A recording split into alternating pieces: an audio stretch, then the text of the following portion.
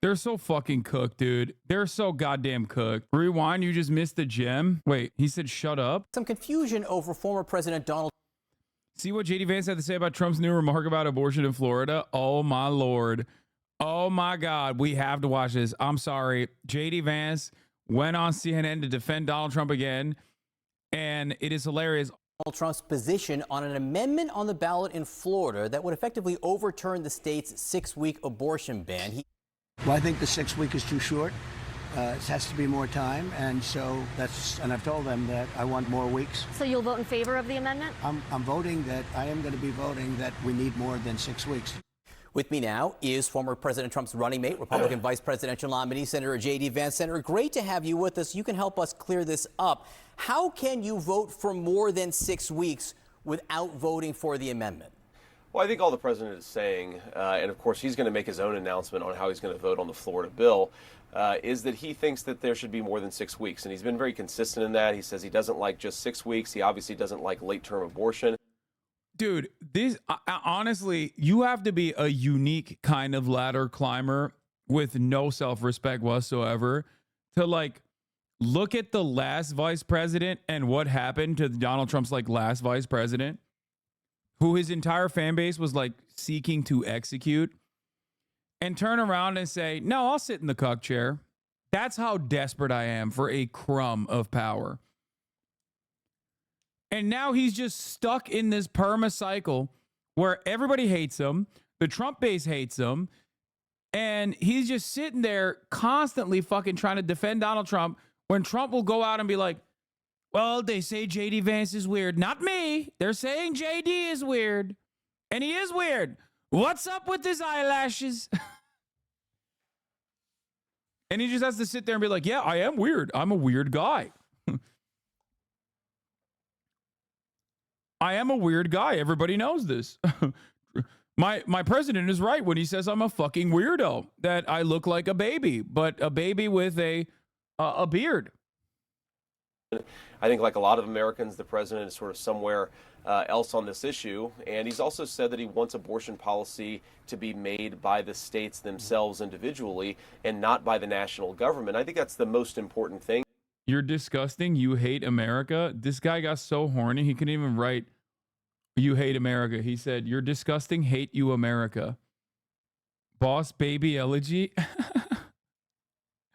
That's great. All right, let's continue. He's, of course, opining on this as a Florida resident, but when it comes to national policy, John, President Trump has been extremely consistent that he wants abortion policy to be made by the states. Florida, California, Ohio, they're going to have different approaches. When he said the South will win, I don't think he means like the American South. He means the global South, chatters. That's okay. What he wants is to focus on eliminating inflation, bringing down the cost of groceries and housing.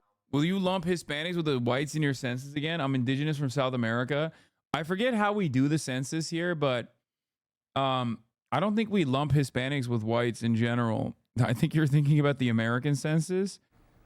Well, of course it matters what his position is, and I'm sure that he's going to say what his position ultimately is, John. But I do think it's important to say that between Republicans and Democrats have talked about trying to defund Christian hospitals that don't do late-term abortions. Donald Trump is trying to preserve some ability for the states to make these decisions. It is a very different approach to a highly contentious issue. I actually think what Donald Trump is trying to do is identify some common ground so that we can focus on the big national questions like why can't America... They're so fucking cooked, dude.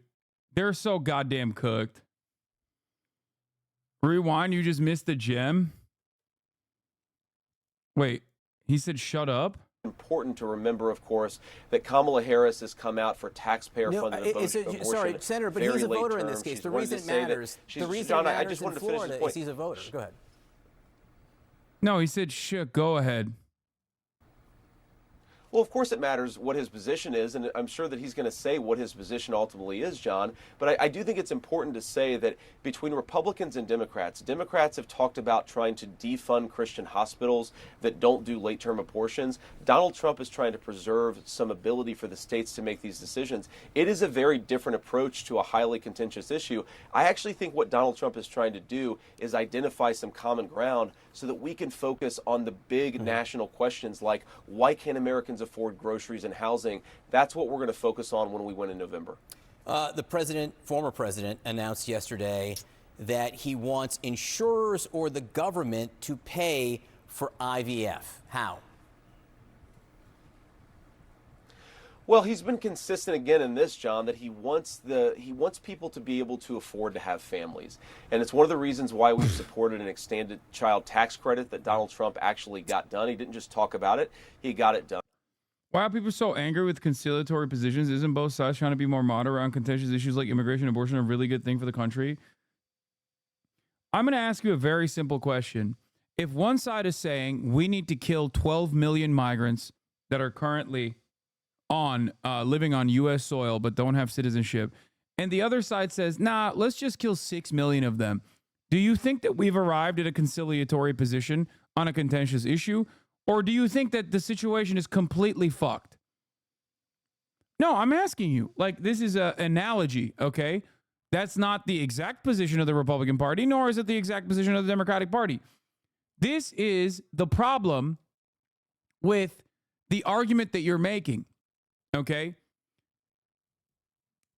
Bipartisanship, compromise, and reaching a conciliatory position on any issue whatsoever on the virtue, like ascribing virtue to the middle without analyzing the actual issues and analyzing the actual impact is going to lead you astray.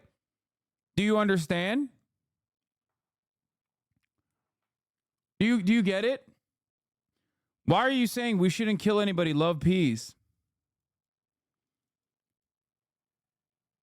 Some people want to kill people. Other people want to kill less people.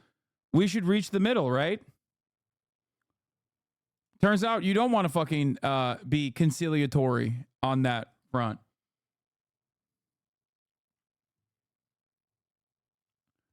Compromise and bipartisanship is not a virtuous position across the board. This is at the heart of why American politics is so fucked. One side never actually wants to compromise. The other side claims compromise is the most important thing. That's how you slowly but surely go towards more right-wing positions. All right? Has dealt with somebody, a friend or a family member who's struggling with infertility. It's a terrible, terrible problem that a lot of young families... All right, fuck it. He is a Florida resident, and he was asked about this overnight. Well, I think the 6 week is too short. It has to be more time, and so and I've told them that I want more weeks. So you'll vote in favor of the amendment? I'm voting that I am going to be voting that we need more than 6 weeks. So the campaign then put out a statement that said Trump